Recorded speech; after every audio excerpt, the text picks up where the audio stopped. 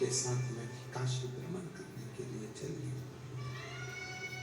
माता पार्वती जी काशी के लिए चली। जब भ्रमण करने के लिए काशी के लिए चली माँ पार्वती जी, शिव जी को कोई जरूरी एकदम कार्य आया, भगवान शंकर उठकर एकदम जाने लगे।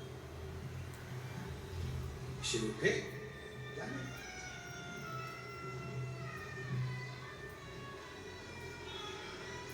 पार्वती जी ने कहा यदि आप चले जाएंगे,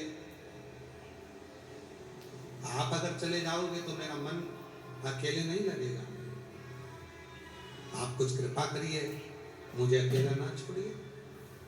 शिव जी ने कहा पार्वती सुनो, तुम आद्य शक्ति हो, तुम जगत जननी हो, जगत में ऐसा कुछ नहीं है जिसको तुम प्रकट नहीं कर सकती, तुम्हें वो बल है। एक स्त्री, एक नारी एक ऐसी होती है जो अपने मन पर अगर भाव प्रकट कर ले तो पूरे घर को स्वर्ग बना देती है, पूरे घर को स्वर्ग। और यदि अपने मन में ठान ले तो पूरे घर को स्वर्गवासी भी बना देती है।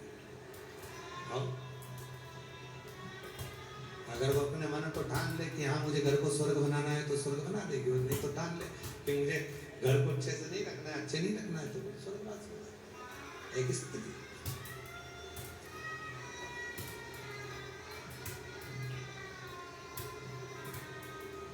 तुम क्या चाहती हो पार्वती? पार्वती जी कहती है मैं अकेली यहाँ नंदन वन में करूंगी, मुझे इस नंदन वन में अकेले नहीं रहना, मैं इस नंदन वन में अकेला नहीं रहना चाहती, इस नंदन वन में मैं अकेली नहीं रहना चाहती। शिव जी ने कहा तो अकेली मत रहिए।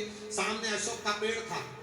माँ जगत जननी जगदम्बा अम्बा पार्वती जी से कहा यदि तुम चाहती हो कि मैं अकेले नहीं रहना चाहती तो ये सामने अशोक का पेड़ है, तुम चाहो तो इस अशोक से, इस अशोक के वृक्ष का स्मरण कर कर आप इससे जो चाहो वो प्राप्त कर सकती हो। माँ दुर्गा भवानी आद्य शक्ति जगत जननी बैठ गई, नेत्र बंद किया, नेत्र बंद कर कर माँ जगत जननी जगदम्बा माँ ने आद्य शक्ति ने, माँ दुर्गा भवानी ने, माँ आद्य शक्ति ने अपने नेत्र बंद कर कर शिव का स्मरण किया, भगवान शंकर का स्मरण कर कर माँ आद्य शक्ति ने जब भगवान शिव का स्मरण कर कर अशोक के वृक्ष की ओर दृष्टि दी, जैसे ही दृष्टि दी तो उसी अशोक वृक्ष की मिट्टी से सामने से एक सुंदर सी कन्या प्रकट हुई। सुंदर सी कन्या, वो आकर मां जगत जननी के गले से लग गई। शिव की लीला थी, शंकर भगवान को प्रकट करना था। और तुरंत जैसे ही वो कन्या गले से लग रही थी इतने में देवाधिदेव महादेव का प्राकट्य होता है। आ जाते हैं भगवान देवाधिदेव महादेव भगवान शिव। आकर पूछा ये कौन है? पार्वती जी ने कहा आपने कहा था मेरे एकांत को मिटाने के लिए मैंने इस कन्या को प्रकट किया।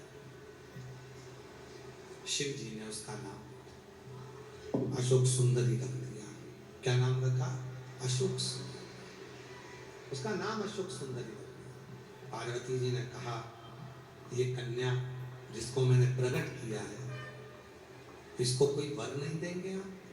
शिव जी ने ब्रह्मदेव को प्रकट करा, भगवान विष्णु को आमंत्रित करा, इंद्र को बुलाया, गरुड़ को बुलाया, वरुण को बुलाया, 33 कोटि देवता उस नंदन वन में, उस काशी में एकत्रित हो गए। और नंदन वन की भूमि पर, काशी की भूमि पर सारे देवता प्रकट होकर उस अशोक सुंदरी को देखकर, उसकी सुंदरता को देखकर, उसके भोलेपन को देखकर, उसकी कोमलता को देखकर भगवान ब्रह्मा ने, भगवान विष्णु ने, भगवान शिव ने वर प्रदान कर दिया।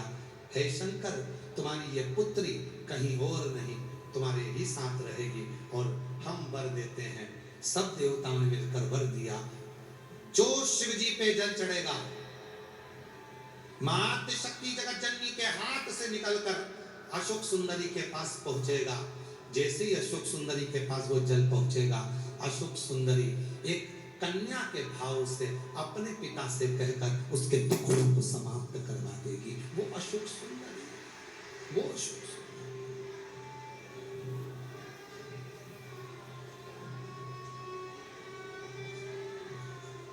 स्थान है महाराज, देखिएगा, समझिएगा। जरा समझिएगा, ये शिवलिंग है, ये जलाधारी माता पार्वती जी का हस्त कमल है। ये शिवलिंग भगवान शंकर का स्वरूप है। जो सामने जल बहता है, उसके राइट का जो भाग है वो श्री गणेश जी महाराज है, लेफ्ट का जो भाग है वो श्री सदानंद कार्तिकेय है, और बीच में शिवलिंग के ठीक सामने एक मोटी सी लाइन होती है। कई जगह पे वो सांप बना होता है, कई जगह पर मोटी सी लाइन बनी होती है। वो अशोक सुंदरी का स्थान